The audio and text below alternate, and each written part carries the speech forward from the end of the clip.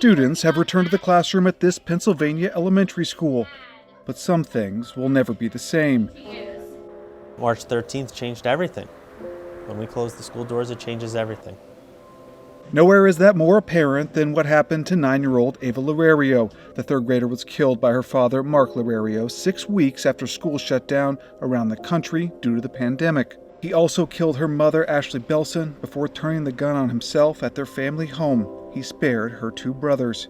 I don't know how you can go upstairs and kill you see a little girl in bed and you shot her. Like, I just don't understand. When we found out, when it was confirmed that it was Ava's house, I broke the news to my daughter because my daughter went to school with her and was good friends with her.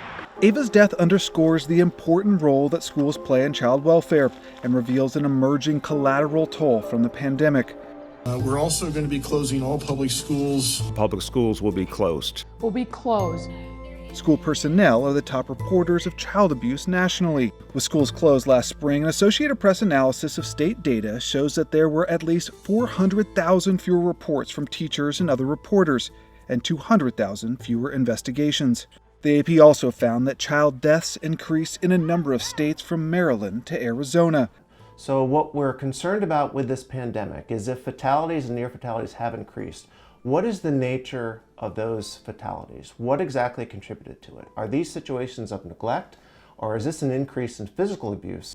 Ava's death was one of 105 child fatalities investigated for child abuse in Pennsylvania in 2020, 11 more than the previous year.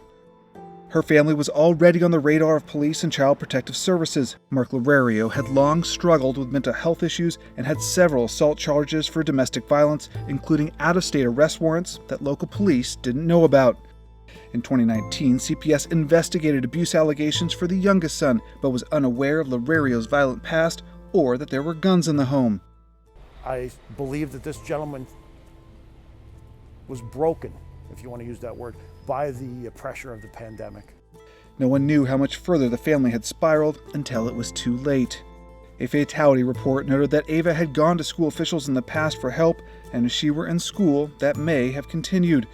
A lot of what children disclose is based on relationships with teachers. What the pandemic did was change that. There wasn't that face-to-face relationship. What happens when we don't have mandated reporters in front of children? It reminds us that we need another way to support and reach these families. And that's become critical. She was sweet, she had glasses, she was kind. Casey Thompson is still processing her friend's death. I don't try to think about it because every time I think about it, I feel sad and I just start crying. Patty Burt doesn't know if it was the pandemic that was the driving force behind her daughter and granddaughter's deaths. All she knows is the pain left behind by Ava's absence. Just a sweet soul. She really was. David Martin, The Associated Press.